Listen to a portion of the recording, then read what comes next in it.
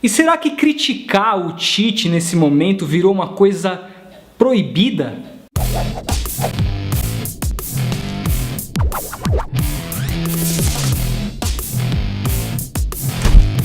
Fala, futebotequeiro, como é que vocês estão? Quanto tempo? A gente demorou pra gravar. Eu tava mudando algumas coisas no canal, inclusive melhorei aqui, tentei melhorar o áudio, a iluminação. Espero que o vídeo esteja chegando de uma maneira mais legal para vocês. Estava correndo bastante atrás disso, tive outros compromissos, fiquei algumas semanas sem postar, mas hoje estou aqui de volta para falar sobre seleção. Afinal, o Brasil enfrenta já o Uruguai na próxima quinta-feira e a convocação já saiu há bastante tempo, eu acabei não falando sobre isso. Mas o que eu vejo muito ultimamente na mídia esportiva acompanhando é que muitos jornalistas têm um certo receio de fazer algumas críticas ao Tite, principalmente a sua convocação, a nomes que ele escolhe, muito em razão de a seleção estar muito bem, dele ter pegado a seleção num lamaçal danado, que era aquele time com o Dunga, e ter transformado a seleção talvez numa das melhores seleções do mundo.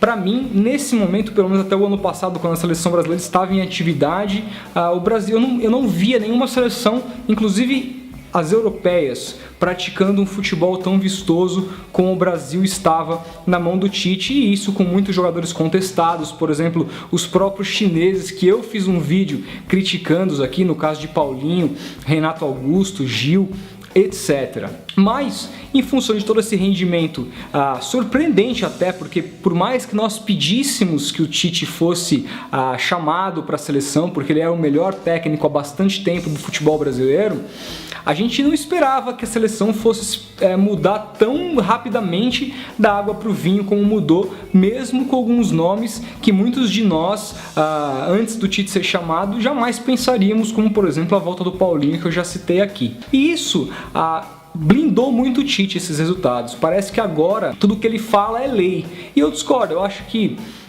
a nossa posição aqui é julgar. Independentemente, o trabalho do Tite é treinar o time, fazer o melhor possível, ganhar todos os jogos, e se ele está fazendo muito bem. Mas não é por conta disso que a gente vai fechar os nossos olhos para aquilo que a gente acha que são potenciais erros ou acertos. É claro que em matéria de erro e acerto, se você for colocar na balança, os acertos do Tite são infinitamente maior do que os erros. E a maneira resultadista como a maioria dos jornalistas esportivos analisam o futebol me incomoda muito. A gente vive num mundo onde você ganhou, você é o melhor. Você perdeu, você não vale absolutamente nada, você tem que ser jogado no lixo, ser mandado embora. E eu acho que não é assim que a música toca. Eu acho que a gente tem que ser ponderado para entender, mesmo aquele muito bom técnico pode cometer alguns erros graves, como outros péssimos técnicos podem eventualmente cometer alguns acertos dignos de elogios. Então a gente tem que fazer muito essa conta. Não é porque é o Tite ou porque é o Vanderlei Luxemburgo, que é um cara que todo mundo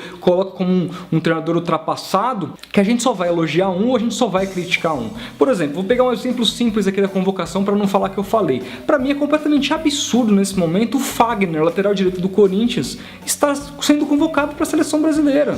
Não condiz. Hoje você tem pelo menos, no mínimo, 3 laterais direitos brasileiros jogando pelo mundo aí em melhor fase.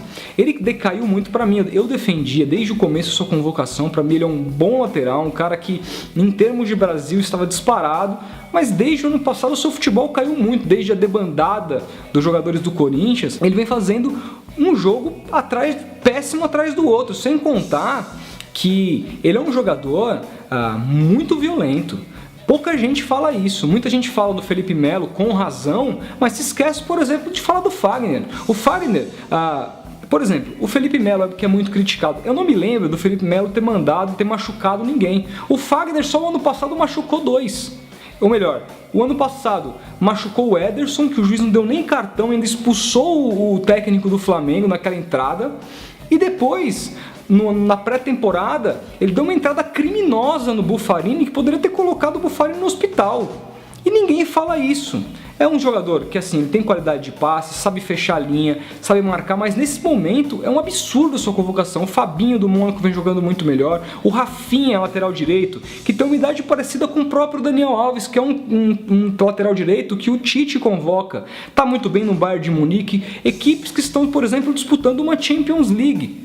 Entendeu? Então, assim, Isso para citar um dos exemplos. Os goleiros para mim são outros exemplos, mas aí o Tite parece que segue muito os conselhos do Taffarel e aí fica difícil a gente avaliar, criticar, mas os goleiros do Tite, por exemplo, o Diego Alves do Valência, que para mim é disparado o melhor goleiro do futebol brasileiro hoje, não está nessa lista nem entre os 3, é um erro absurdo. Só que assim, como tá ganhando, ninguém fala absolutamente nada. E eu não acho que seja essa a posição do jornalista. Você tem que dizer a sua opinião, independentemente dos resultados que esse treinador está trazendo. O que você acha sobre isso? Deixa o joinha se você gostou. A gente se vê no próximo vídeo. Grande abraço.